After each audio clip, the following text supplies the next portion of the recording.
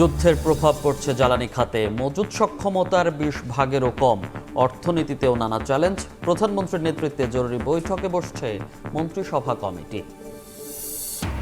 Jet ফুয়েলের অতিরিক্ত দামে aviation খাতে সংকটের শঙ্কা, ভাড়া বাড়বে আকাশপথে। যাত্রী সংকটে ক্ষতিগ্রস্ত হবে দেশীয় এয়ারলাইন্স, দ্রুত যৌক্তিক মূল্য নির্ধারণের দাবি।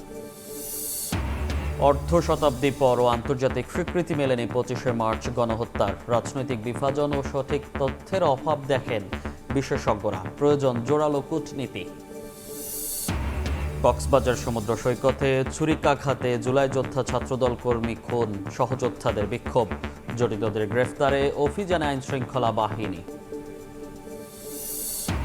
এবং ইরানের ক্ষেপণাস্ত্রে বিপর্যস্ত ইসরায়েলের বিভিন্ন অঞ্চল। দক্ষিণ লেবাননে ইসরায়েলি সেনা ও যানবাহনের উপর হিজবুল্লাহর আঘাত। যুদ্ধবিরতি নিয়ে আলোচনার দাবি ট্রাম্পের।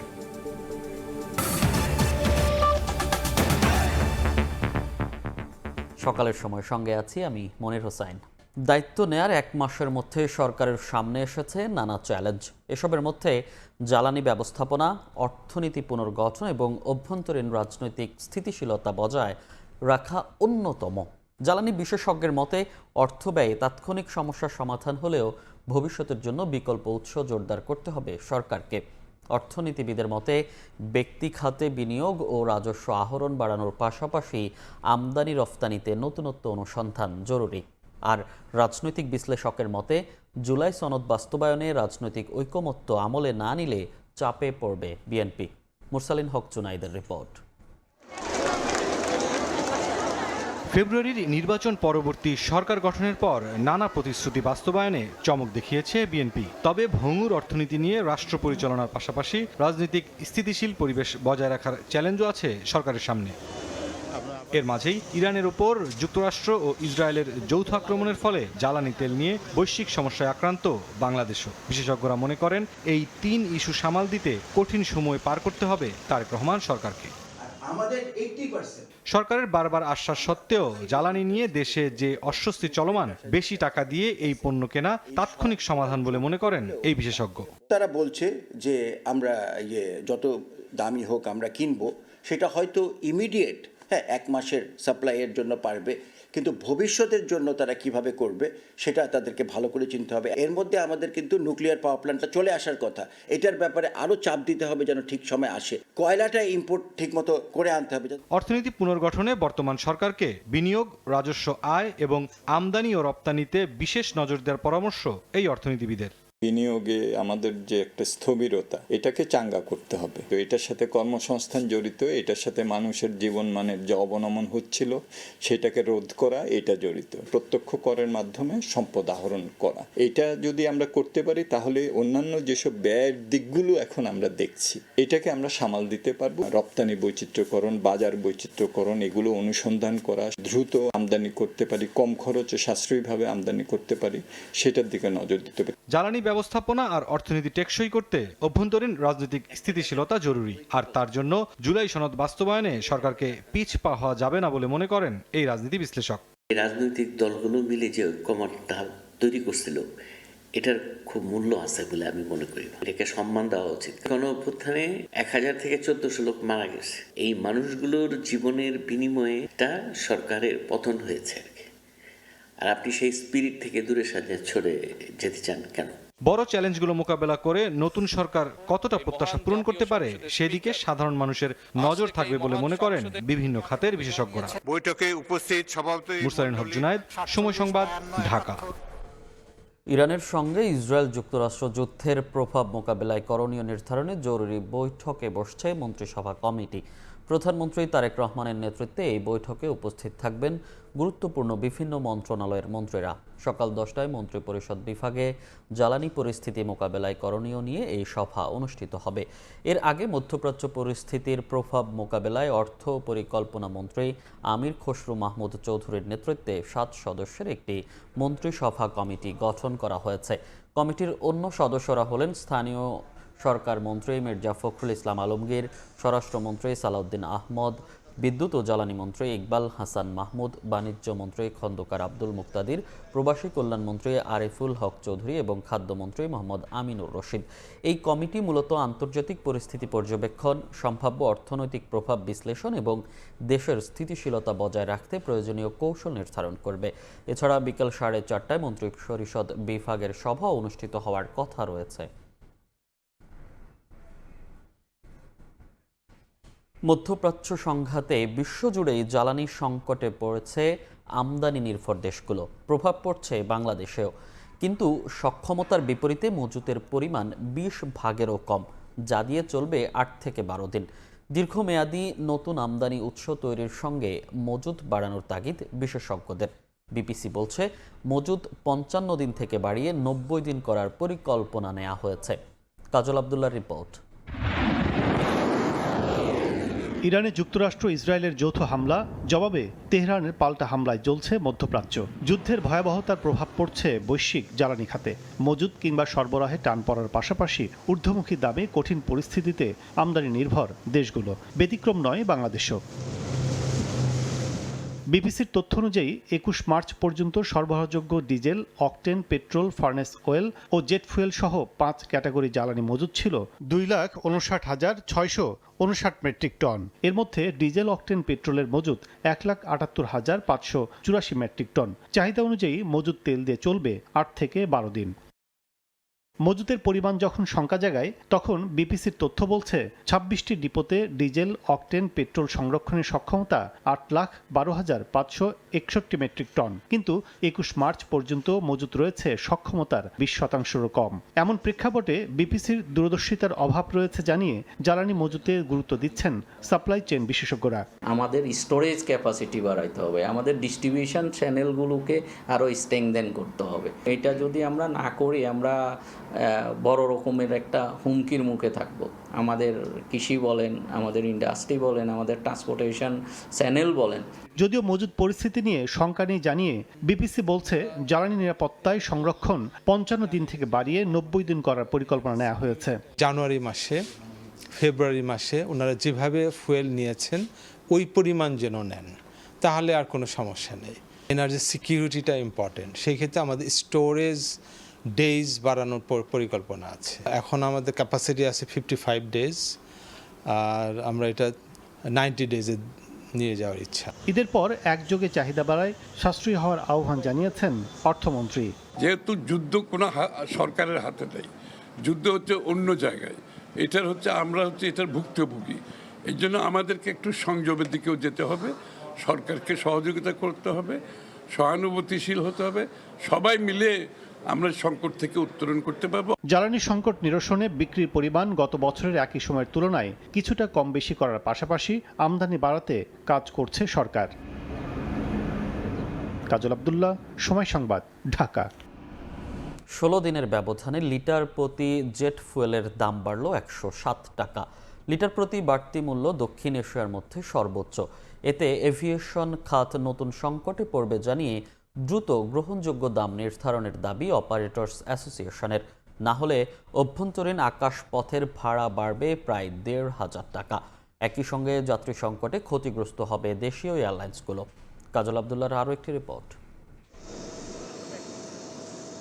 মধ্যপ্রাচ্যে যুদ্ধ পরিস্থিতির মধ্যে দাম সমন্বয়ের নামে উড়োজাহাজে ব্যবহৃত জ্বালানির দাম লিটারে এক ধাক্কায় প্রায় 90 টাকা বাড়িয়েছে Bangladesh energy regulatory commission B E R C. নজিরবিহীনভাবে চলতি মাসের শুরুতে লিটারে 17 টাকা ও শেষে প্রায় 90 টাকা, 2 দফায় 107 টাকা বাড়িয়ে এই জ্বালানির দাম ঠেকল 202 টাকা 29 পয়সায়।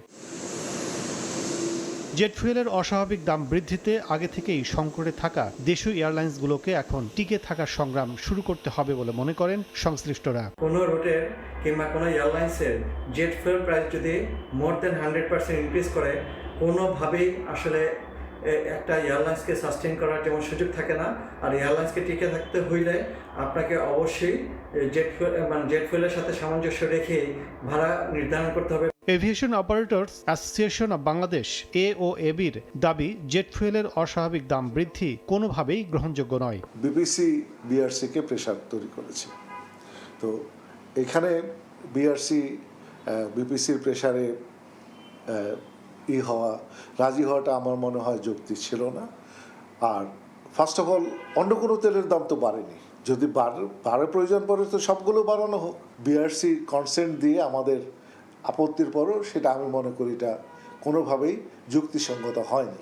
ভারত ও নেপাল জেট ফুয়েলের মূল্য অপরিবর্তিত, পাকিস্তানে 24.5% এবং মালদ্বীপে 18.54% বৃদ্ধি করা হয়েছে, কিন্তু বাংলাদেশে এই বৃদ্ধির হার প্রায় 80%। এর ফলে বাড়তি বিমান ভাড়া গুনতে হবে যাত্রীকে, আবার অভ্যন্তরীণ ফ্লাইট বন্ধের শঙ্কাও তৈরি হবে বলছেন সংশ্লিষ্টরা। জেট ফুয়েল প্রাইসের প্রভাবটা সেটা এয়ারলাইন্সে যেমন পড়বে, ওভারঅল যে এভিয়েশন ইন্ডাস্ট্রির সাথে সম্পর্কযুক্ত যে ট্যুরিজম ইন্ডাস্ট্রি আছে, হোটেল ইন্ডাস্ট্রি আছে, প্রত্যেকটা ইন্ডাস্ট্রি আসলে ক্ষতিগ্রস্ত হবে। বিবিসির তথ্য অনুযায়ী 21 মার্চ পর্যন্ত জেট ফুয়েলের মজুদ 36,661 মেট্রিক টন, যা দিয়ে চলবে 24 দিন। কাজল আব্দুল্লাহ, সময় সংবাদ, ঢাকা। ডাক্তার জুবাইদা রহমান বলেছেন, কৃত্রিম বুদ্ধিমত্তা এআই এর দায়িত্বশীল ব্যবহারের মাধ্যমে শিক্ষা ব্যবস্থায় আমূল পরিবর্তন আনা সম্ভব। এজন্য বাংলাদেশকে সহায়তা দিতে উন্নত বিশ্বের প্রতি আহ্বান জানিয়েছেন তিনি। যুক্তরাষ্ট্রের ওয়াশিংটন ডিসিতে মার্কিন পররাষ্ট্র দফতরে অনুষ্ঠিত fostering the future together global coalition সামিটে অংশ নিয়ে ডাক্তার জুবাইদা বলেন, বিভিন্ন উদ্ভাবনী প্রযুক্তি ও স্বাস্থ্যসেবা শিশুদের দোরগোড়ায় পৌঁছে দিতে সরকার কাজ করছে। হোয়াইট হাউসের উদ্যোগে 2 দিনব্যাপী এই শীর্ষ সম্মেলনের উদ্বোধন করেন মার্কিন ফার্স্ট লেডি মেলানিয়া ট্রাম্প। যুক্তরাষ্ট্র থেকে হাসানুজ্জামান সাকির রিপোর্ট। মার্কিন ফার্স্ট লেডি মেলানিয়া ট্রাম্পের উদ্যোগে প্রথমবারের মতো অনুষ্ঠিত fostering the future together global coalition summit মঙ্গলবার হোয়াইট হাউসের আয়োজনে যুক্তরাষ্ট্রের পররাষ্ট্র দপ্তরে 2 দিনব্যাপী সম্মেলনে বিশ্বের 45টি দেশের সরকার ও রাষ্ট্রপ্রধানদের স্ত্রী, স্বামী, ফার্স্ট লেডি ও ফার্স্ট জেন্টলম্যান এবং সমমর্যাদার নেতাদের সঙ্গে যোগ দেন প্রধানমন্ত্রী তারেক রহমানের স্ত্রী ডাক্তার জুবাইদা রহমান। ওয়েলকাম বাংলাদেশ। সম্মেলনের উদ্বোধন করে মার্কিন ফার্স্ট লেডি মেলানিয়া ট্রাম্প বলেন, বিশ্ব এখন দ্রুত পরিবর্তনশীল। এখানে শিশুদের সফল হওয়ার জন্য যেসব দক্ষতা প্রয়োজন তার ব্যবস্থা করতে আজ থেকেই একযোগে সবাইকে কাজ করতে হবে। আন্তর্জাতিক এই শীর্ষ সম্মেলনের উদ্বোধনী অনুষ্ঠানে ডাক্তার জুবাইদা রহমানের বক্তব্যে স্পষ্ট হয়ে ওঠে তিনি কিভাবে তার কাজের পরিধিকে প্রসারিত করে বৈশ্বিক বিষয়গুলোকেও ইতিমধ্যে অন্তর্ভুক্ত করেছেন। তিনি কৃত্রিম বুদ্ধিমত্তার দায়িত্বশীল ব্যবহারের উপর জোর দেন। As a medical doctor, I'm deeply committed to ensuring accessible, quality health care for every child, focusing not only on treatment but on prevention from the earliest stages of life. We believe that responsible use of artificial intelligence can transform education, especially in countries like Bangladesh, where access to trained teachers and resources remain uneven. নারী, শিশু ও পরিবারকে শক্তিশালী করতে সরকারের বিভিন্ন উদ্যোগের কথাও তুলে ধরেন doctor Zubaida Rahman. Bangladesh has a strong legacy in empowering women. Former Prime Minister Begum Khaleda Zia advanced women's rights and introduced free education for girls up to grade 12. Our government is committed to ensuring free education for women up to postgraduate levels. Our government has already launched initiatives such as the Family Card and Farmers Card, providing financial benefits that strengthen households and also ensure children grow in secure, nurturing environments. Doctor Zubaida Rahman বলেন, তিনি এমন এক গুরুত্বপূর্ণ সন্ধিক্ষণে দেশের প্রতিনিধিত্ব করছেন যখন বিপুল জনসমর্থন নিয়ে তারেক রহমানের নেতৃত্বে সদ্য নির্বাচিত গণতান্ত্রিক সরকার যাত্রা শুরু করেছে, যে সরকারের মূল লক্ষ্য অন্তর্ভুক্তিমূলক ও প্রগতিশীল জাতি বিনির্মাণ করা। Of my husband Tariq Rahman, the Prime Minister of Bangladesh. Hasanuzzaman Saki, Somoy Sangbad, Washington DC, যুক্তরাষ্ট্র। আজ 25শে মার্চ জাতীয় গণহত্যা দিবস। 71-এর এই কালরাতেই অপারেশন সার্চ লাইটের নামে নিরস্ত্র বাঙালির ওপর ইতিহাসের নৃশংসতম হামলা চালিয়েছিল পাকিস্তানি বাহিনী। মাত্র এক রাতেই ঢাকা হয়ে উঠেছিল এক মৃত্যুপুরী। তবে ট্র্যাজেডির অর্ধ শতাব্দী পেরিয়ে গেলেও এই বর্বরচিত হত্যার মেলেনি আন্তর্জাতিক স্বীকৃতি। যদিও সম্প্রতি মার্কিন প্রতিনিধি সভায় এ নিয়ে জোরালো প্রস্তাব উঠেছে। বিশেষজ্ঞরা বলছেন, গণহত্যার আন্তর্জাতিক স্বীকৃতি আদায়ে প্রয়োজন আরও জোরালো কূটনৈতিক তৎপরতা। তাসলিম তৌহিদের report.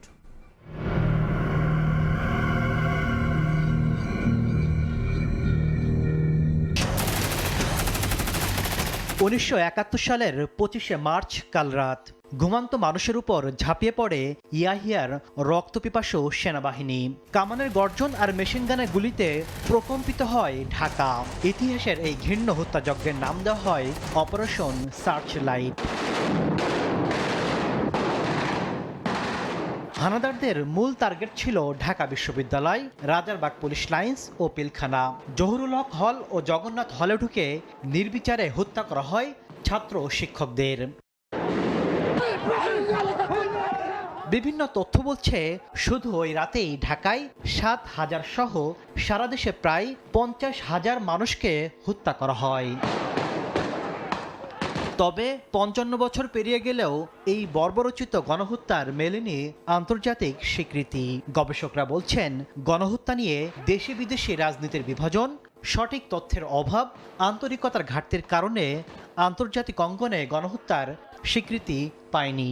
Research, documentation, publication, outreach, তো আমার মনে হয় যে একটা গণহত্যা হওয়ার পরে ধারাবাহিকভাবে এই বিষয়টা নিয়ে মনোযোগী হয়ে থাকা, লেগে থাকা, দেশীয় এবং আন্তর্জাতিক ফোরামে এটা স্বীকৃতি আদায় করার জন্য যে প্রচেষ্টা, সেখানেও আমাদের ঘাটতি ছিল। ঢাকা বিশ্ববিদ্যালয়ের এই শিক্ষকের পরামর্শ, গণহত্যার সঠিক তথ্য উদ্ঘাটন করে স্বীকৃতি আদায়ে আন্তর্জাতিক পর্যায়ে জোরালো তৎপরতা চালানো। মাঠ পর্যায়ে ঘটে যাওয়া ঘটনাগুলোর তথ্যভিত্তিক একটা ইতিহাস রচনা করা খুব জরুরি। দ্বিতীয় পর্যায়ে হলো কূটনৈতিক যে উদ্যোগ, এই দুইটার মধ্যে একটা সমন্বয় করা খুব জরুরি। এদিকে বাংলাদেশে 71 গণহত্যার স্বীকৃতি চেয়ে গত 20শে মার্চ মার্কিন প্রতিনিধি পরিষদে প্রস্তাব তুলেছেন কংগ্রেস সদস্য ল্যান্ডসম্যান, যেখানে উঠে এসেছে ধর্ষণ ও নির্যাতনের ভয়াবহ চিত্র। বিশেষজ্ঞরা এই উদ্যোগকে স্বাগত জানালেও প্রস্তাবটি পাশের সম্ভাবনা খুব কম বলে মনে করছেন।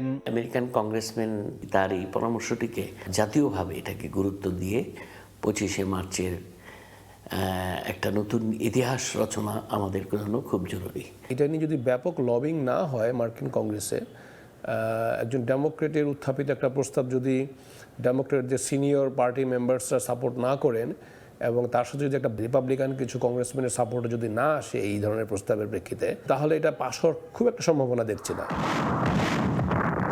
কাল রাতের বিভীষিকা মারিয়ে শুরু হয় 9 মাসের রক্তক্ষয়ী মুক্তযুদ্ধ। 30 লাখ মানুষের জীবনের বিনিময়ে যার সফল পরিণতি 16 ডিসেম্বরের বিজয়। তবে অর্ধ শতাব্দী পরেও সেই গণহত্যার ক্ষত বয়ে বেড়াচ্ছে বাংলাদেশ। তাসলিম তৌহিদ, সময় সংবাদ, ঢাকা। মহান স্বাধীনতা দিবস ও জাতীয় দিবস পালনের দ্বার প্রান্তে দেশ।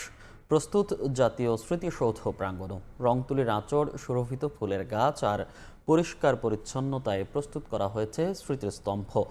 26 মার্চ প্রথম প্রহরে জাতির বীর সন্তানদের স্মরণ করে শ্রদ্ধা নিবেদন করবেন রাষ্ট্রপতি ও প্রধানমন্ত্রী। এরপর উন্মুক্ত করে দেয়া হবে সর্বসাধারণের শ্রদ্ধার জন্য। আমারই করা প্রতিবেদনে বিস্তারিত। নতুন বাংলাদেশ গর্ব মোরা, নতুন করে আজ শপথ নিলাম। নতুন বাংলাদেশ গড়ার প্রত্যয়ে চলছে স্মৃতির স্তম্ভকে সাজানোর কাজ। রাত পোহালেই ভোরের আলোয় লাখো মানুষের শ্রদ্ধায় ভরে উঠবে এই প্রাঙ্গণ। ত্যাগ আর গৌরবের এই স্মৃতিসৌধে দাঁড়িয়ে নতুন প্রজন্ম জানবে স্বাধীনতার প্রকৃত মূল্য, আর পুরনো প্রজন্ম ফিরে যাবে সেই গৌরবময় স্মৃতির কাছে। শহীদদের স্মরণ করে জাতি আবারও প্রতিজ্ঞাবদ্ধ হবে স্বাধীনতার মর্যাদা অটুট রাখার, এই লাল সবুজের দেশকে হৃদয়ে ধারণ করার। 1952 থেকে 71 বাঙালি জাতির রক্তক্ষয়ী সংগ্রামের ধারক বাহক এই 7 স্তম্ভ শুধুই কংক্রিট নয়, ত্যাগ, বেদনা আর অদম্য সাহসের এক একটি গল্প। মহান স্বাধীনতা দিবস ও জাতীয় দিবস উদযাপনে প্রস্তুত স্মৃতির প্রাঙ্গণ। রংতুলির আঁচড় ও সুরভিত ফুলের গাছে দেয়া হয়েছে এক অনন্য রূপ। এখানে ধোয়া মোছার কাজ চলিতেছে, এখানে পরিষ্কার পরিচ্ছন্নতার কাজ চলিতেছে, এখানে রং তুলির কাজ চলিতেছে। আমাদের কাজ করে খুব আনন্দ ভোগ করি। প্রধানমন্ত্রী বড় বড় গণ্যমান্য ব্যক্তিরা আসবে, এই জন্য আমরা রং তুলি কাজ করতেছি, কাজ শেষ পর্যায়ে। স্মৃতির প্রাঙ্গণ সাজাতে ছুটিও কাটাতে পারেননি কারিগররা, তবু নেই অভিযোগ, কাজেই খুঁজে নিয়েছেন ঈদের আনন্দ। আনন্দ লাগে যে এগুলো কাজ আমরা করতেছি, প্রধানমন্ত্রী আসবে আমাদের এগুলা ঘোরার জন্য, দেখবে। জাতির বীর সন্তানদের স্মরণ করে ২৬ মার্চ প্রথম প্রহরে সাফারের জাতীয় স্মৃতিসৌধে শ্রদ্ধা জানাবেন রাষ্ট্রপতি, প্রধানমন্ত্রী ও রাষ্ট্রের অন্যান্য গুরুত্বপূর্ণ ব্যক্তিরা। পরে খুলে দেয়া হবে সর্বসাধারণের জন্য। মনির হোসাইন, সময় সংবাদ, সাফার। মহান স্বাধীনতা দিবস উপলক্ষে জাতীয় স্মৃতিসৌধে চলছে শেষ মুহূর্তের প্রস্তুতি। এ বিষয়ে বিস্তারিত জানাতে সেখানে আছেন রিপোর্টার মুজাফফর হোসেন জয়। সরাসরি যাচ্ছি তার কাছে। জয়, আর মাত্র একটি প্রহর পরেই জাতি শ্রদ্ধাভরে স্মরণ করবে স্বাধীনতার বীর শহীদদের। সেই উপলক্ষে কিন্তু সাভারের জাতীয় স্মৃতিসৌধ কিন্তু ইতিমধ্যে সকল প্রস্তুতি সম্পন্ন করেছে গণপূর্ত মন্ত্রণালয়। একই সাথে কিন্তু নিরাপত্তা ব্যবস্থা জোরদার করা হয়েছে। মূলত বলা হয়েছে যে গণপূর্ত মন্ত্রণালয়ের পক্ষ থেকে বলা হয়েছে 1 মাসব্যাপী ধোয়া মোছা এবং পরিচ্ছন্নতার কাজ যেমন সম্পন্ন করা হয়েছে, তেমনি কিন্তু নিরাপত্তা ব্যবস্থা জোরদারের জন্য সৌধ চত্বর এলাকায় কিন্তু সিসিটিভি ক্যামেরা স্থাপন করা হয়েছে। জানিয়ে রাখতে চাই 1972 সালের 16 ডিসেম্বর স্বাধীনতার যে স্তম্ভ জাতীয় স্মৃতিসৌধে নবীনগর এলাকায় মূলত এই সৌধ স্থাপন করা হয় এবং ভিত্তিপ্রস্তর স্থাপন করা হয়। সেই প্রেক্ষাপটে কিন্তু আগামীকাল কিন্তু স্বাধীনতা দিবসের 55তম দিবস উদযাপন করতে যাচ্ছে বাঙালি জাতি। সেই উপলক্ষে কিন্তু সাভার জাতীয় স্মৃতিসৌধে রং তুলির আচরে সাদা এবং লালের শুভ্রতা যেমন শোভা পাচ্ছে হেরিং বন্ডের পায়ে চলার পথে, একই সাথে কিন্তু আমরা দেখতে পাচ্ছি যে সাভার জাতীয় স্মৃতিসৌধের যে সবুজ বেষ্টনী রয়েছে, সেই সবুজ বেষ্টনীকে আরো সৌন্দর্যমণ্ডিত করা হয়েছে, লাল ফুলে ফুলে সজ্জিত করা হয়েছে, যেন মনে হচ্ছে যে সবুজ প্রাঙ্গণের মধ্যে এক টুকরো লাল পতাকা, যেখানে লাল সবুজের পতাকা মিশেলে তৈরি হয়েছে এক নতুন অবয়ব, এবং যে অবয়বের মধ্য দিয়ে মূলত স্বাধীনতা যুদ্ধে বীর শহীদদের শ্রদ্ধাকে উপরে স্মরণ করবে জাতি। একই সাথে কিন্তু নিরাপত্তার ব্যবস্থা জোরদার যেমন করা হয়েছে, তেমনি কিন্তু ভাব গাম্ভীর্য রক্ষার্থে কিন্তু সৌধ চত্বর এলাকায় অতিরিক্ত পুলিশ মোতায়েন থাকবে। একই সাথে কিন্তু সৌধ চত্বর এলাকায় সবুজ বেষ্টনীর সাথে কিন্তু পরিষ্কার পরিচ্ছন্নতা সকল কিছু প্রস্তুতি কিন্তু ঝালিয়ে নিয়েছে। একই সাথে আমরা দেখেছি সেনাবাহিনী এবং নবম পদাতিক ডিভিশন এবং 3 বাহিনী কিন্তু তাদের বিউগেলে যে শ্রদ্ধা জানাবে সেই ব্যাপারে কিন্তু তারা সকল প্রস্তুতি সম্পন্ন করেছে ইতিমধ্যেই। তো এক কথায় বলতে গেলে সাভার জাতীয় স্মৃতিসৌধ উন্মুখ হয়ে আছে স্বাধীনতার বীর শহীদদের শ্রদ্ধা জানাতে। এই ছিল আমার কাছে সাভার জাতীয় স্মৃতিসৌধ থেকে স্বাধীনতা দিবসের প্রস্তুতি সম্পর্কে সর্বশেষ তথ্য। সরাসরি যুক্ত ছিলাম সাফারের জাতীয় স্মৃতিসৌধ প্রাঙ্গণ থেকে। পরিবারের সঙ্গে ঈদ উদযাপন শেষে ঢাকায় ফিরছেন কর্মজীবী মানুষ। ভোর থেকে সদরঘাট লঞ্চ টার্মিনালে দেখা গেছে ঈদের ছুটি শেষে রাজধানীতে ফেরা মানুষের স্রোত। নির্ধারিত সময়ে ঘাটে ফিরেছে বরিশাল, পটুয়াখালী সহ বিভিন্ন রুটের লঞ্চ। ভোগান্তি এড়াতে সহজ যাত্রার জন্য লঞ্চে ফেরার কথা জানান যাত্রীরা। মোটামুটি আলহামদুলিল্লাহ ভালোই, যাওয়ার সময় ভালো মতো যাইতে পারছি, আসার সময় ভালো মতো আসতে পারছি। যাওয়ার সময় একটু ভোগান্তি ছিল, অনেক মানুষের বেরিয়ে যাইতে কষ্ট হয়েছে আর কি, জায়গা ছিল না লঞ্চে। ঈদ জার্নি খুবই ভালো হয়েছে, ঢাকায় ফিরে আসছি তাও ভালো হয়েছে, ভালোই লাগতেছে, কর্মজীবনে ফিরে আসলাম। এবার রাজধানীমুখী মানুষের খবর জানাতে যমুনা সেতুর পশ্চিম সংযোগ সড়কের কড্ডার মোড়ে আছেন রিপোর্টার রিঙ্কু কুন্ডু। সরাসরি যাচ্ছি তার কাছে। রিঙ্কু, প্রিয়জনের সাথে ঈদের আনন্দ কাটিয়ে আবারও রাজধানীতে ফিরছে মানুষ, এবং আমরা সকাল থেকে আছি যমুনা সেতুর পশ্চিম সংযোগ মহাসড়কের কড্ডার মোড় এলাকা। আমরা এখানে যে চিত্রটি দেখছি যে প্রতিটি বাসেই কিন্তু আসলে 3 ধরনের ঠাঁই নেই, কারণ ঈদের ছুটি কিন্তু যেহেতু শেষ, নিজ নিজ কর্মস্থলে ফিরছে মানুষ, এবং সেই চিত্রটি আমরা দেখছি যে, এবং বিভিন্ন এলাকা থেকে কিন্তু এই কড্ডার মোড়ের মানুষজন আসছে, এবং এখান থেকে যাত্রীবাহী বাস সহ বিভিন্ন পরিবহনে করে কিন্তু তারা আসলে রাজধানীতে ফিরছে। এবং এই যে যাত্রী চাপ থাকলেও কিন্তু মহাসড়কের যে যানজটের, অর্থাৎ মহাসড়ক মহাসড়কে কোনো যানজট বা যানজটের ভোগান্তি কোনো চিত্র কিন্তু আমরা এখনো দেখিনি। যানজট না থাকায় এই পথে যারা ফিরছে, অর্থাৎ যমুনা সেতু হয়ে যারা ঢাকায় ফিরছে উত্তরবঙ্গের বিভিন্ন জেলা থেকে, তারা কিন্তু অনেকটা স্বস্তি নিয়ে আসলে রাজধানীতে ফিরতে পারছে। কারণ যাত্রীদের সাথে কথা হয়েছে, তারা যেটি জানিয়েছে যে এবারের ঈদ যাত্রায় অর্থাৎ ঈদ শেষে যারা ফিরছে তারা কিন্তু অনেকটা যানজটের ভোগান্তি ছাড়া অনেকটা স্বস্তিতে আসলে ফিরতে পারছে। তবে কিছু কিছু যাত্রী আমাদের কিছু অভিযোগ করেছে, যাত্রা ভাড়া নিয়ে বেশ কিছু অভিযোগ করেছে। তবে অনেকেই কিন্তু আসলে সেই যে সন্তুষ্টির কথা আসলে বলছেন। আমরা এদিকে এই যে মহাসড়কের যে যাত্রী চাপ সেটি সামলাতে, অর্থাৎ যাত্রীদের যাত্রা নির্বিঘ্ন করতে কিন্তু মহাসড়কের গুরুত্বপূর্ণ পয়েন্টগুলোতে জেলা পুলিশ এবং হাইওয়ে পুলিশ আসলে কাজ করছে এবং বিভিন্ন উত্তরবঙ্গের বিভিন্ন জেলা থেকে যাত্রীবাহী বাস এখানে আসছে, থামছে এবং যাত্রীদের নিয়ে কিন্তু আসলে তারা যাচ্ছে এবং যাত্রীর যে চাপ সেটি কিন্তু আরও 2 দিন থাকবে বলে জানিয়েছেন যে পরিবহন সংশ্লিষ্ট যারা আছে। তারা বলছে যে আজকে সহ শুক্রবার পর্যন্ত কিন্তু যাত্রী চাপ থাকবে বলে আমাদেরকে জানিয়েছেন। তো এ ছিল সিরাজগঞ্জ থেকে আমার কাছে মহাসড়কের সবশেষ খবর। সরাসরি যুক্ত ছিলাম সিরাজগঞ্জের কড্ডার মোড় থেকে। রাজধানীর রায়ের বাজারের সাদেক খান কৃষি মার্কেটে ভয়াবহ আগুনের ঘটনা ঘটেছে। এতে মার্কেটের অর্ধেকের বেশি দোকান পুড়ে গেছে, নষ্ট হয়ে গেছে মজুদ থাকা খাদ্যশস্য। ফায়ার সার্ভিস জানায় রাত 3:45 মিনিটের দিকে আগুনের সূত্রপাত হয়। পরে 6টি ইউনিটের চেষ্টায় 4:45 মিনিটে আগুন নিয়ন্ত্রণে আসে। এদিকে আগুন লাগার পর সেখানে ফায়ার সার্ভিস আসতে দেরি হয়েছে বলে অভিযোগ স্থানীয়দের। আমার 1000 টাকা নোট অর্ধেক না, এটি আমার 10টা বান্ডিল আছে, 10 লাখ টাকা আমি এটি কই পাবো? 12:30 পর্যন্ত মানলাম ধুয়ে গেছে 2 ঘরে। ওই ঘরের মধ্যে আছে 4000 না 5000 মতন ক্যারেট। 1000 ক্যারেট দাম 3 লাখ টাকা। 5000 ক্যারেট এই ঘরে আছে মানে 2-3000 ক্যারেট। এই সব শেষ। 6টা ইউনিটে কাজ করেছি আমরা। 4:45 মিনিটের সময় আগুন নিয়ন্ত্রণে আসে। আপনারা দেখছেন যে কাঁচা বাজারের আমরা পুরো অংশটাই সেভ করতে পারছি, শুধু এখানে 30 থেকে 40টার মতো দোকান আগুনে পুড়ে গেছে। অ্যালটেক অ্যালুমিনিয়াম, গড়ে উঠছে আগামী শহর। কক্সবাজার সমুদ্র সৈকতে দুর্বৃত্তদের ছুরিকাঘাতে নিহত হয়েছেন জুলাই আন্দোলনের সম্মুখ সারির যোদ্ধা ও ছাত্রদল কর্মী খোরশেদ আলম। মঙ্গলবার রাতে সৈকতের কবিতা চত্বর পয়েন্টে এই ঘটনা ঘটে। এই ঘটনায় জড়িতদের দ্রুত গ্রেফতারের দাবিতে বিক্ষোভ মিছিল করেছে ছাত্রদল। বিস্তারিত জানাচ্ছেন সুজাউদ্দিন রুবেল। রাতের অন্ধকারে সাগর তীরে ঢেউ শব্দের মাঝে রক্তাক্ত অবস্থায় পড়েছিলেন খোরশেদ আলম। কক্সবাজার সমুদ্র সৈকতে কবিতা চত্বর পয়েন্টে দুর্বৃত্তদের ছুরিকাঘাতে প্রাণ হারান তিনি। মঙ্গলবার রাত 10:30টার দিকে বালিয়াড়িতে খোরশেদ আলমের উপর হামলার ঘটনা ঘটে। গুরুতর অবস্থায় বন্ধুদের সহায়তায় তাকে উদ্ধার করে হাসপাতালে নেওয়া হলে চিকিৎসক মৃত ঘোষণা করেন। আসলে শুধু আমাদেরকে তো একজন ইনফরমেশন দিয়েছে, শুধু মেয়ে এটা। তারপর আমরা যখন যাচ্ছিলাম তখন 2জন বাইক নিয়ে আসছিল, একটা বাইক নিয়ে উনারাও গেছে আমাদের সাথে। এখানে আমরা একটা টি-শার্ট আর 2টা স্যান্ডেল পাইছি। খোরশেদ আলম ছাত্রদলের রাজনীতির সঙ্গে যুক্ত ছিলেন। জুলাই আন্দোলনেও সক্রিয়ভাবে অংশ নিয়েছিলেন তিনি। তার মৃত্যুর খবরে কক্সবাজার সদর হাসপাতালের মর্গে ছুটে আসেন জেলা ছাত্রদলের নেতাকর্মী ও জুলাই যোদ্ধারা।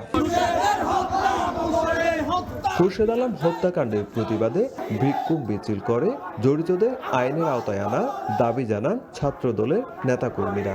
আর যাতে এরকম কোনো ঘটনা কক্সবাজার শহরে না ঘটে সেজন্য প্রতিরোধমূলক ব্যবস্থা গ্রহণের জোর দাবি জানাচ্ছি। কত আমাদের ভাইদের লাশ আমরা এইভাবে দেখতে পাবো, আমরা প্রশাসনের কাছে জবাব চাই। আপনাদের বিবেক কখন জাগ্রত হবে? আপনারা ঘুম থেকে কখন উঠবেন? রাতে ঘটনাস্থল পরিদর্শন করে পুলিশের একাধিক দল। সেখান থেকে আলামত সংগ্রহ করেন তারা। পুলিশ বলছে কারা এবং কী কারণে এই হামলা চালিয়েছে সে বিষয়ে এখনো নিশ্চিত হওয়া যায়নি, তবে কিছু গুরুত্বপূর্ণ তথ্য পাওয়া গেছে। কবিতা চত্বরে বিচের দিকে, অন্ধকার বিচের দিকে ঘটনাটা ঘটছে 10:30টার দিকে। তো ওখান থেকে ছুরিকাঘাত অবস্থায় হাসপাতালে নিলে ওখানে মৃত্যুবরণ করছে। আমরা সবাই এখন এই বিষয়টা উদ্ধারের জন্য তদন্তে আছি। কিছু তথ্য পাওয়া গেছে, বিষয়গুলো আমরা কনফার্ম হয়ে তারপর জানাবো। খোরশেদ আলমের বাড়ি কক্সবাজার সদর উপজেলার ইসুলুর ঘুনা এলাকায়। একটি বেসরকারি বিশ্ববিদ্যালয়ে টেক্সটাইল ইঞ্জিনিয়ারিং পড়তেন তিনি। সুজাউদ্দিন রুবেল, সময় সংবাদ, কক্সবাজার। অন্তর্বর্তী সরকার ঘোষণা দিয়েছিল 2025 সালের জুলাইয়ে বগুড়া থেকে উড়বে যাত্রীবাহী বিমান। উত্তরবঙ্গের মানুষ ভেবেছিলেন এবার হয়তো তাদের দীর্ঘ অপেক্ষার অবসান ঘটবে। সেই জুলাই পেরিয়ে বছর শেষ হয়েছে, তবে এই জনপদে শোনা যায়নি কোনো যাত্রীবাহী বিমানের শব্দ। বেসরকারি বিমান চলাচল কর্তৃপক্ষ থেকে জমি অধিগ্রহণের কোনো চিঠি না দেয়ায় বিমানবন্দরটির রানওয়ে সম্প্রসারণের কাজ থমকে আছে। শাহাদুল ইসলামের ক্যামেরায় আব্দুল আওয়ালের রিপোর্ট। অন্তর্বর্তীকালীন সরকারের ঘোষণা অনুযায়ী 2025 সালের জুলাইয়ে বগুড়া থেকে ওড়ার কথা যাত্রীবাহী বিমান, কিন্তু বাস্তবে তা এখনো হয়নি। কারণ অনুসন্ধানে জানা যায়, সরকারের দেওয়া 10 কোটি টাকা বরাদ্দে বিমানবন্দরটির রানওয়ে, ট্যাক্সিওয়ে ও টার্মিনালের সংস্কার কাজ শেষ, কিন্তু নেই আধুনিক যাত্রী terminal, control tower, fire and rescue unit সহ প্রয়োজনীয় নিরাপত্তা ও কাস্টমস ইমিগ্রেশন অবকাঠামো। তাই এটি এখনও পূর্ণাঙ্গ বাণিজ্যিক ফ্লাইট পরিচালনার উপযোগী হয়ে ওঠেনি। 3 ধাপে বাস্তবায়নের পরিকল্পনা থাকলেও প্রায় 1200 কোটি টাকা প্রকল্পটি এখনো চূড়ান্ত অনুমোদন পায়নি। অর্থ মন্ত্রণালয়ের ছাড়পত্র না থাকায় দৃশ্যমান অগ্রগতি নেই। প্রথম ধাপে রানওয়ে 6000 ফুটে উন্নতি করতে প্রায় 100 একর জমি প্রয়োজন হবে, যাতে ব্যয় ধরা হয়েছে 25 কোটি টাকা। পরবর্তীতে 10,000 ফুটের সম্প্রসারণের জন্য লাগবে আরও প্রায় 300 একর জমি। অর্থায়ন সংকট ও জমি অধিগ্রহণ জটিলতায় প্রকল্পটি আটকে থাকলেও স্থানীয় ব্যবসায়ী ও সুশীল সমাজের প্রতিনিধিরা দ্রুত বিমানবন্দরটি চালুর দাবি জানিয়েছেন। ব্যবসা বাণিজ্যের ক্ষেত্রে অনেক ক্ষেত্রেই যোগাযোগের অভাবেই অনেক কিছুই বগুড়ায় করা সম্ভব হয় না। বগুড়া এয়ারপোর্ট হলে যেমন ব্যবসায়ীদের উপকার হবে, যে পর্যটক যারা আছে তাদের জন্য উপকৃত হবে। 10 বছর তো সরকারিভাবে কোনো উন্নয়ন হয়নি। আমরা যতটুকু পেরেছি বগুড়ার লোকজন, ব্যবসায়ীরা উন্নয়ন করে নিয়ে গেছে বগুড়াকে। খুব দ্রুতই যাতে বগুড়ার এই বিমানবন্দরের রানওয়েটা একদম আন্তর্জাতিক মানের বিমানবন্দরের রানওয়ে চালু করে। বিমানবন্দর চালু নিয়ে জেলা প্রশাসক দিলেন গতানুগতিক আশ্বাস। অবশ্য সম্প্রতি বগুড়া এসে বিমানবন্দরটি দ্রুত চালুর আশ্বাস দেন স্থানীয় সরকার, পল্লী উন্নয়ন ও সমবায় প্রতিমন্ত্রী। আমরা একটি বড় কমিটি করেছি, সেই কমিটির রিপোর্ট পেলে এই রিপোর্টের আলোকে আমরা মিনিস্ট্রিকে জানাবো। যে সুযোগ সুবিধা আছে সেগুলি সবগুলোই যেন অ্যাভেল করতে পারে বগুড়া জেলা, সেই কার্যক্রম আমাদের চলমান রয়েছে। বিমানবন্দর যাতে দ্রুত সময়ের মধ্যে বাস্তবায়ন হয় এ ব্যাপারে আমরা কথা বলেছি এবং আমাদের অগ্রগতি কত দূর আছে সেটা আমরা জানার চেষ্টা করেছি এবং ওই অগ্রগতি থেকে শেষ পর্যন্ত নিয়ে গেতে কি করার প্রয়োজন যাতে এগুলো বাস্তবায়ন হয়, আমরা এই বিষয়গুলো দেখবো ইনশাল্লাহ। 1995 সালে ভূমি অধিগ্রহণের পর 2000 সালে রানওয়ে, অফিস ও আবাসিক ভবন নির্মাণ কাজ শেষ হয় বিমানবন্দরটির। 2005 সালে বিমান বাহিনীর কাছে হস্তান্তর করা হলে সেখানে তারা ফ্লাইং ইনস্ট্রাক্টর স্কুল গড়ে তোলে। আব্দুল আউয়াল, সময় সংবাদ, বগুড়া। নওগাঁয় কৃষকের আবাদি প্রায় 25 বিঘা জমিতে সেচ বন্ধ করে দিয়ে সেখানে বিনোদন পার্ক গড়ে তোলার অভিযোগ উঠেছে। অনাবাদি পড়ে থাকা জমি দখলে নিতে ভুক্তভোগী কৃষকরা বিভিন্ন দফতরে অভিযোগ দিয়েছেন। প্রশাসন বলছে বিষয়টি খতিয়ে দেখে আইনি ব্যবস্থা নেওয়া হবে। এমআর রকের রিপোর্ট, ছবি তুলেছেন রকিবুল ইসলাম। নওগাঁর নিয়ামতপুরে আমইল গ্রামে আবাদি জমিতে তৈরি করা হচ্ছে বিনোদন পার্ক। ফসলের জমিতে সেচ বন্ধ করে দেওয়ায় চলতি মৌসুমে প্রায় 25 বিঘা জমিতে ধান রোপণ করতে পারেনি চাষিরা। মালিক জমি দিতে অস্বীকৃতি জানালে জোর করে দখলের অভিযোগ উঠেছে। ভুক্তভোগী কৃষকদের অভিযোগ, বিনোদন পার্ক গড়ে তুলতে উদ্যোগ নেয় সাথী নামের এক ব্যক্তি। তার একটি পরিত্যক্ত ধানের চাতালকে প্রথমে জায়গা নির্ধারণ করে, কিন্তু পার্কটি সম্প্রসারণ করতে গিয়ে আশপাশের প্রায় 25 বিঘা জমিতে পিলার বসায়। আমার এখানে 2 বিঘা জমি, 2 বিঘা জমির মধ্যে 12 কাঠা জমি অলরেডি জবরদখল নিয়ে নিছে, আর 1.5 বিঘা জবরদখলের পাইতারা করতেছে। এর আগে খুঁটিগুলো পুঁতেছে, আমাদেরকে না জানি খুঁটি পুঁতেছে না বলে খুঁটা মারিছে। এখানে 3টা করে ফসল হয় জমিত, সাইডে পানি চাচ্ছি, পানিও দেয় না, এতেও পানি দেয় না, এ যাবৎ জমি পড়ে আছে। ধান আবাদ হয় এখানে, এবার পানির জন্য ধান হচ্ছে না। তবে জমিতে সেচ বন্ধ করে দখলে নেওয়ার অভিযোগ অস্বীকার করেন বিনোদন পার্কের পরিচালক। আমি কারো জমি দখল করিনি কিংবা আমি দখল করতেও চাই না। আমি আমার যতটুকু এরিয়া আছে আমি ততটুকুর মধ্যেই করব এবং করছি। ক্ষতিগ্রস্ত কৃষক প্রতিকার চেয়ে সংশ্লিষ্ট দপ্তরে লিখিত অভিযোগ দিয়েছেন। তদন্ত করে ব্যবস্থা নেওয়ার আশ্বাস কর্মকর্তাদের। অভিযোগ পেয়েছি এবং অভিযোগ পাওয়ার সাথে সাথে আমি উপজেলা কৃষি কর্মকর্তাকেও জানিয়েছি যাতে সরেজমিনে তদন্ত করে দ্রুত পদক্ষেপ নিতে পারে। আইনের মধ্যে যতটুকু কভার হবে অতটুকু অবশ্যই আমি সহযোগিতা করব, এটা তো আমার নৈতিক দায়িত্ব, দাপ্তরিক দায়িত্ব। বিনোদন পার্ক গড়ে তোলার জন্য সংশ্লিষ্ট দপ্তর থেকে অনাপত্তি পত্র নেওয়ার বিধান থাকলেও উপজেলা প্রশাসন ও কৃষি বিভাগ থেকে তা নেওয়া হয়নি বলে জানিয়েছে সংশ্লিষ্ট দপ্তর। এমআর রকি, সময় সংবাদ, নওগাঁ। শুধু একটি খাল বদলে দেবে লাখো মানুষের ভাগ্য, বৈপ্লবিক পরিবর্তন ঘটাবে আর্থসামাজিক উন্নয়ন ও জীবন মানে। কৃষিতে বিপ্লব ও খাদ্যে স্বয়ংসম্পূর্ণতা অর্জনে প্রধানমন্ত্রীর খাল খনন কর্মসূচির আওতায় চট্টগ্রামের 14 কিলোমিটার বামন সুন্দর খাল পুনর্খনন হলে আমূল পরিবর্তন ঘটবে দুই পাড়ে। 15,000 একর কৃষি জমি চাষাবাদের আওতায় আসার পাশাপাশি অতিরিক্ত খাদ্য উৎপাদন হবে 5,000 মেট্রিক টন। অনেক বিশ্বাসের ক্যামেরায় শফিকুল আলমের প্রতিবেদন।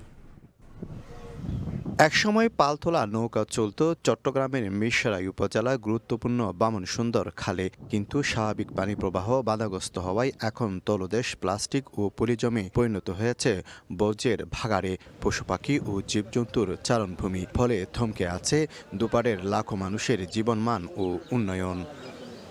এমন বাস্তবতায় খাদ্যের স্বয়ংসম্পূর্ণতা অর্জনে নির্বাচনী ইশতেহার ও প্রধানমন্ত্রীর অগ্রাধিকার প্রকল্পের অংশ হিসাবে শুরু হয়েছে খালটি পুনঃখনন। ফলে বর্ষায় পানি ধরে শুষ্ক মৌসুমে করা যাবে চাষাবাদ। কৃষকের আর্থসামাজিক অবস্থার বৈপ্লবিক পরিবর্তন ঘটবে। এখন তো নতুন করে যদি খাল খনন করে করা হয় তাহলে মানুষ চাষাবাদ করতে পারবো, মাছও পাইব। কৃষি চাষাবাদ করব, মনে করেন শাক সবজি হইতে যত কিসিমের ফসল আছে সব করতে পারবো, সব করলে লাভবান হবে কৃষি। চাষবাস এখন আমরা এটি করতে পারবো, সর্বাধিক আমাদের সুবিধা হবে।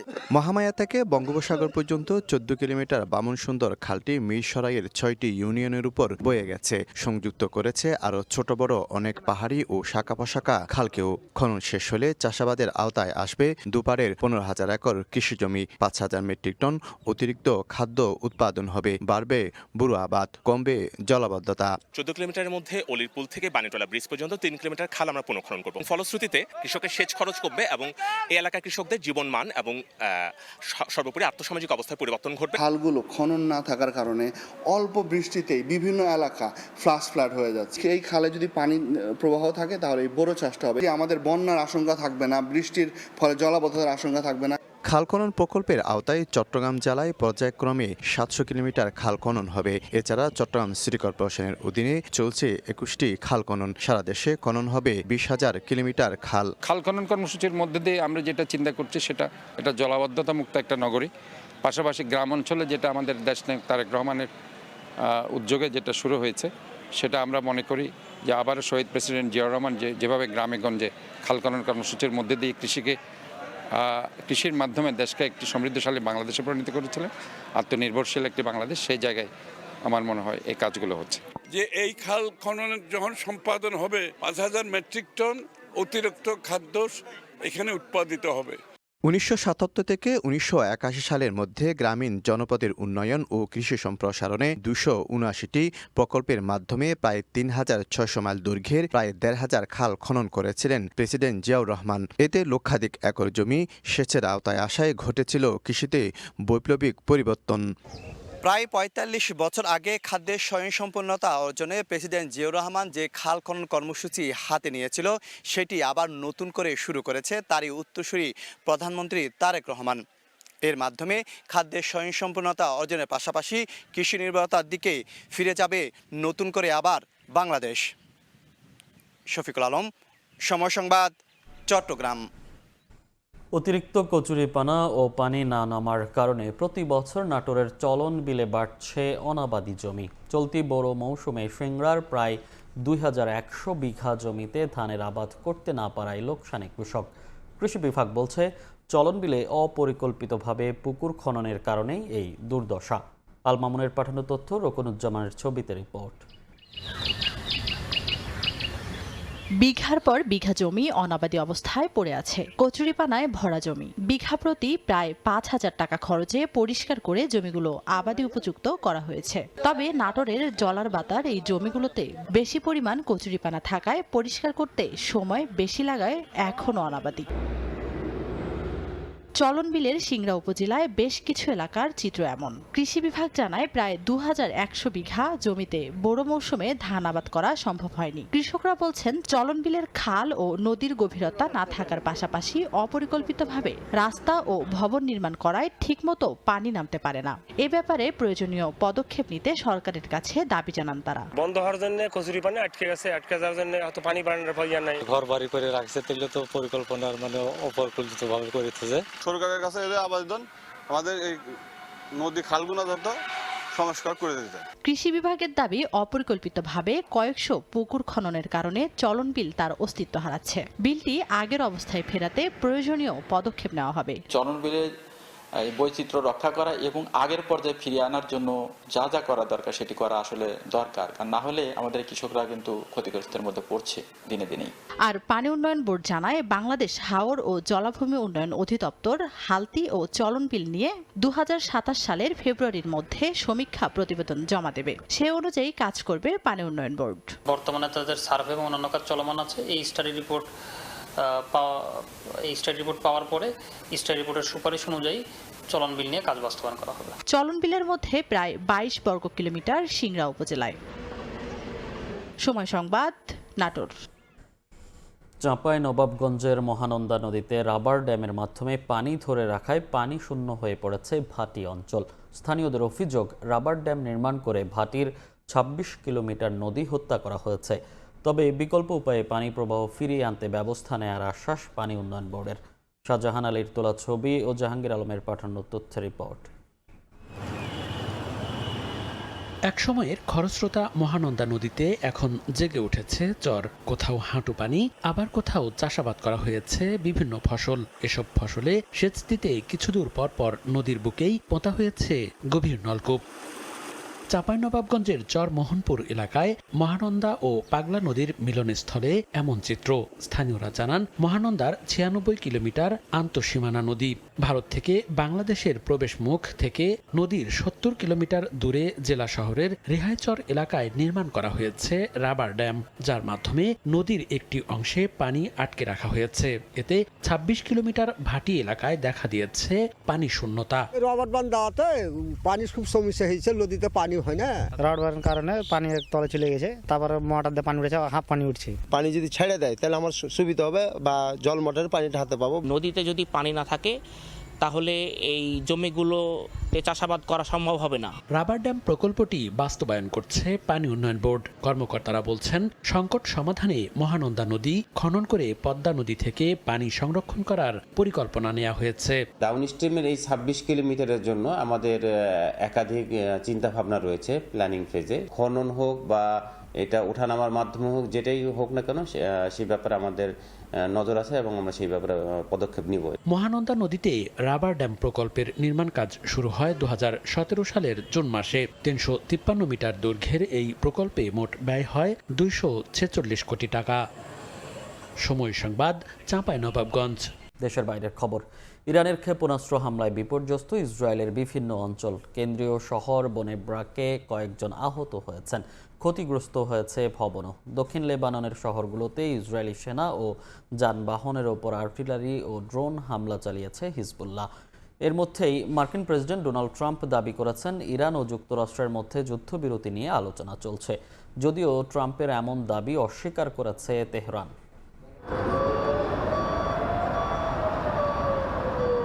ইসরায়েল লক্ষ্য করে 10 ঘন্টারও কম সময়ে 7 দফা ক্ষেপণাস্ত্র হামলা চালিয়েছে ইরান। বিশেষ করে বেন গুরিয়ন বিমানবন্দর এবং হাইফা অঞ্চলে বিভিন্ন অবকাঠামো লক্ষ্য করে হামলা চালায় তেহরান। এতে ইসরায়েলের সামরিক যোগাযোগ ও স্যাটেলাইট রিসিভার স্টেশনকে লক্ষ্য করা হয়েছে বলেও দাবি করে দেশটি। এতে ইসরায়েলের কেন্দ্রীয় শহর বনেব্রাকে বেশ কয়েকজন হতাহত হয়েছেন, ক্ষতিগ্রস্ত হয়েছে একটি ভবনও। লেবাননের দক্ষিণ সীমান্ত থেকে হিজবুল্লাহ ইসরায়েলের বিরুদ্ধে ক্ষেপণাস্ত্র ও আর্টিলারি হামলা চালিয়েছে।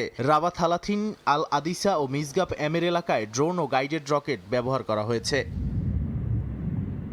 সংযুক্ত আরব আমিরাত ও বাহরাইন সহ মধ্যপ্রাচ্যের বিভিন্ন স্থানে ক্ষেপণাস্ত্র ও ড্রোন হামলা চালিয়েছে ইরান। বাহরাইনে আমিরাতে সেনাদের সঙ্গে কাজ করা মরক্কোর এক ঠিকাদার নিহত হয়েছেন। এছাড়া কয়েকজন আমিরাতি সেনা আহত হয়েছেন। ইরান ও লেবাননে হিজবুল্লাহর হামলার জবাবে ইসরায়েল ও যুক্তরাষ্ট্র বিমান ও সামরিক বাহিনীর ব্যবহার করে আক্রমণ চালিয়েছে। ইস্পাহান, তাবরিজ, তেহরানের কেন্দ্রীয় ও পশ্চিমাঞ্চলের বিভিন্ন শহরে যুক্তরাষ্ট্র ও ইসরায়েলের হামলায় উল্লেখযোগ্য ক্ষতি হয়েছে। লেবাননের দক্ষিণে বিভিন্ন শহর লক্ষ্য করে বোমাবর্ষণ করেছে তেল আবিব। সেখানে বেশ কয়েকজন হতাহত হয়েছেন। এর মধ্যেই ইরানের নতুন নিরাপত্তা প্রধান হিসেবে লারিজানির পদে বসলেন বাকের জোলকাদের। এদিকে মার্কিন প্রেসিডেন্ট ডোনাল্ড ট্রাম্প বলেছেন ইরান ও যুক্তরাষ্ট্রের মধ্যে যুদ্ধবিরতি নিয়ে আলোচনা চলছে। এমনকি ইরান কখনো পারমাণবিক অস্ত্র তৈরি করবে না বলেও জানান তিনি। ট্রাম্পের দাবি যুক্তরাষ্ট্রের প্রাথমিক লক্ষ্য অর্থাৎ ইরানের শীর্ষ নেতৃত্বের নিয়ন্ত্রণ কমিয়ে আনা ও পারমাণবিক অগ্রগতি রোধ এর মধ্যেই অর্জিত হয়েছে। তবে ট্রাম্পের ধারণা তিনি যুদ্ধ শেষ করতে পারবেন, কিন্তু সেটাও তিনি পুরোপুরি নিশ্চিত নন। বিভিন্ন গণমাধ্যম বলছে ইরানের কাছে 15 দফার একটি শান্তি প্রস্তাব পাঠিয়েছে যুক্তরাষ্ট্র। নিউ ইয়র্ক টাইমস, রয়টার্স এবং ইসরায়েলের চ্যানেল 12 নাম প্রকাশে অনিচ্ছুক সূত্রের বরাত দিয়ে এই তথ্য জানিয়েছে। বলা হয় পাকিস্তানের মাধ্যমে এই প্রস্তাব তেহরানের কাছে পাঠানো হয়েছে। এর আগে পাকিস্তান এই দুই যুদ্ধরত দেশের মধ্যে শান্তি আলোচনার আয়োজক হওয়ার প্রস্তাব দিয়েছিল। প্রতিবেদনে বলা হয় ইরান যদি এই প্রস্তাবগুলো মেনে নেয় তবে দেশটির ওপর থেকে আরোপিত সব নিষেধাজ্ঞা প্রত্যাহার করে নেওয়া হবে। ট্রাম্পের মন্তব্যকে সরাসরি অস্বীকার করেছে ইরান। তেহরান কর্তৃপক্ষ এবং বিশ্লেষকরা ট্রাম্পের বক্তব্যকে বাজার চালানোর জন্য একটি কৌশল বলে ব্যাখ্যা করেছেন। বলেন যে কোনো শান্তি আলোচনা বা চুক্তি ঘটার আগে তেহরান তাদের শর্ত অনুযায়ী এগোতে চায়। নাদিম মারজান, সময় সংবাদ। রুশ ড্রোন হামলায় ইউক্রেনের নাগরিকদের জীবন বিপর্যস্ত হয়ে উঠেছে। ব্যাপক ক্ষয়ক্ষতি ও 4 জনের মৃত্যুর খবর মিলেছে। একই সঙ্গে আহত হয়েছেন 30 জনের বেশি। রাশিয়া সোমবার থেকে মঙ্গলবার পর্যন্ত রেকর্ড 948টি ড্রোন ব্যবহার করেছে। জেলেনস্কি বলছেন রাশিয়াকে শান্তি আলোচনায় ফেরাতে আরও চাপ প্রয়োজন। সোমবার রাত ও মঙ্গলবার ভোরের হামলায় ইউক্রেনের পলতাভা, জাপোরিঝিয়া ও খেরসন অঞ্চলে বেশ কয়েকজন হতাহত হয়েছেন। ক্ষতিগ্রস্ত হয়েছে আবাসিক ভবন, হোটেল এবং শিল্প অবকাঠামো। কর্তৃপক্ষ জানিয়েছে কয়েকটি অঞ্চলে বিদ্যুৎ বন্ধ রয়েছে। রাশিয়া সোমবার থেকে মঙ্গলবার পর্যন্ত রেকর্ড 948টি ড্রোন ব্যবহার করেছে। ইউক্রেনের বিমান প্রতিরক্ষা ব্যবস্থা 365টি ড্রোন এবং 25টি ক্ষেপণাস্ত্র ধ্বংস করেছে। তবে প্রতিরক্ষা ব্যবস্থার সীমাবদ্ধতার কারণে আরও সুরক্ষা প্রয়োজন বলে জানায় তারা। লভিভে দিনভর হামলায় বেশ কয়েকজন আহত হয়েছে। এতে একটি শতবর্ষী সরকারি ভবনে আগুন লেগেছে। ঐতিহাসিক সেন্ট অ্যান্ড্রু চার্চের আশপাশে ইউনেস্কো বিশ্ব ঐতিহ্য ক্ষতিগ্রস্ত হয়েছে। ইউক্রেনের প্রেসিডেন্ট ভলোদিমির জেলেনস্কি বলেন রাশিয়ার এই আক্রমণ স্পষ্টভাবে দেখাচ্ছে যে তারা শান্তি চায় না। তিনি আরো বলেন রাশিয়ার ওপর যথাযথ চাপ না থাকলে এবং তাদের মারাত্মক ক্ষয়ক্ষতি না হলে তারা যুদ্ধ থেকে সরে আসবে না। নাদিম মারজান, সময় সংবাদ। খেলার খবর। আবারও লাল সবুজ ড্রেসিং রুমে ফিরলেন হামজা দেওয়ান চৌধুরী। মার্চ উইন্ডোর 2 বিগ ম্যাচের আগে ভিয়েতনামে দলের সঙ্গে যোগ দিয়েছেন সুপারস্টার। ম্যাচ খেলার জন্য পুরোপুরি ফিট আছেন লেস্টার সিটি তারকা। 4 মাসের বেশি সময় পর লাল সবুজের ডেরায় সুপারস্টার। গত বছর 18 নভেম্বর ভারতের বিপক্ষে ঘরের মাঠে এএফসি এশিয়ান কাপ বাছাই পর্বের ম্যাচে সবশেষ বাংলাদেশ জাতীয় দলের হয়ে মাঠে নেমেছিলেন। এরপর থেকেই ছিলেন ইংল্যান্ডে ক্লাব লেস্টার সিটির ডিউটিতে। দীর্ঘদিন পর ফিরে বাড়তি উচ্ছ্বাস সুপারস্টারের চোখে মুখে। মাঝে সংশয় তৈরি হয়েছিল জাতীয় দলের মার্চ উইন্ডো গেমে হামজার খেলা নিয়ে। শোনা যাচ্ছিল ইনজুরির কারণে প্রায় 8 সপ্তাহ থাকতে হবে মাঠের বাইরে। তবে 5 সপ্তাহের মধ্যেই ফিট হয়ে ফেরেন তিনি। 7 মার্চ ইপসুইচ টাউনের বিপক্ষে লেস্টার সিটির হয়ে নামেন মাঠে। মাঝে সব প্রতিযোগিতা মিলিয়ে মিস করেছেন 6 ম্যাচ। তবে ফেরার পর তাকে নিয়মিতই খেলাচ্ছে লেস্টার। জাতীয় দলের অ্যাসাইনমেন্টের আগেও মিডফিল্ডারের ফিটনেস নিয়ে নেই কোনো শঙ্কা। No problem, alhamdulillah. Alhamdulillah, Atro's bad luck to it's feeling good, so inshallah I'll be fit and ready to go. 26 March ভিয়েতনামের বিপক্ষে প্রীতি ম্যাচের পর 31 মার্চ এশিয়ান কাপ বাছাইয়ের শেষ ম্যাচে মাঠে নামবে বাংলাদেশ দল। ঢাকায় ক্যাম্পে না থাকলেও ভিয়েতনামের হ্যানয়ে যোগ দিয়েছেন হামজা। দুদিন আগে যোগ দেওয়ার কথা থাকলেও লেস্টারের ম্যাচের কারণে কিছুটা দেরি হয়েছে। ইংল্যান্ড থেকে টার্কিশ এয়ারলাইন্সে ভিয়েতনাম সময় মঙ্গলবার বিকেল 4টায় পৌঁছান তিনি। ভ্রমণ ক্লান্তি কাটিয়ে জাতীয় দলের হয়ে মাঠে ফিরতে যেন তর সইছে না তারকার। ইস্তানবুল স্টাফ ফোর্সেস বেশি কষ্ট হয়েছিল না। অ্যারেঞ্জে আমরা সব ভালো আছে আলহামদুলিল্লাহ। আমি খালি এক্সাইটেড খালকু ট্রেন করতাম টিমের সঙ্গে, এরপরে গেম খেলতাম ভিয়েতনামের সঙ্গে। ঈদ মোবারক, ঈদ মোবারক। হ্যানয়ে এরই মধ্যে 3 দিন প্র্যাকটিস করেছে হাভিয়ার কাবরেরার শিষ্যরা। ভিয়েতনামের বিপক্ষে ম্যাচ শেষে সিঙ্গাপুরে যাবে দল। সেখান থেকে দেশে ফিরবেন জামাল ভুঁইয়ারা। তবে ইংল্যান্ডে ফিরে যাবেন হামজা চৌধুরী। মাকসুম আলম খান, সময় সংবাদ। এ পর্যায়ে শীর্ষ সংবাদগুলো জানিয়ে দিচ্ছি আরেকবার। যুদ্ধের প্রভাব পড়ছে জ্বালানি খাতে। মজুদ সক্ষমতার 20 ভাগেরও কম। অর্থনীতিতেও নানা চ্যালেঞ্জ। প্রধানমন্ত্রীর নেতৃত্বে জরুরি বৈঠকে বসছে মন্ত্রিসভা কমিটি। জেট ফুয়েলের অতিরিক্ত দামে ভাড়া বাড়বে আকাশপথে, যাত্রী সংকটে ক্ষতিগ্রস্ত হবে দেশীয় এয়ারলাইন্স, দাবি অপারেটরদের, দ্রুত যৌক্তিক মূল্য নির্ধারণের দাবি।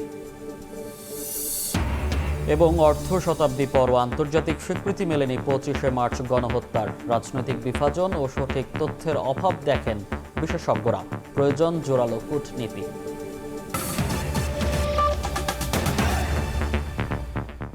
এই ছিল সকালের সময়, এরপর আন্তর্জাতিক সময়ের সঙ্গে থাকবেন আমিরুল ইসলাম আলিফ। ধন্যবাদ মনির। আন্তর্জাতিক সময় নিয়ে আসছে কিছুক্ষণ পর, সঙ্গে থাকুন সময়ের।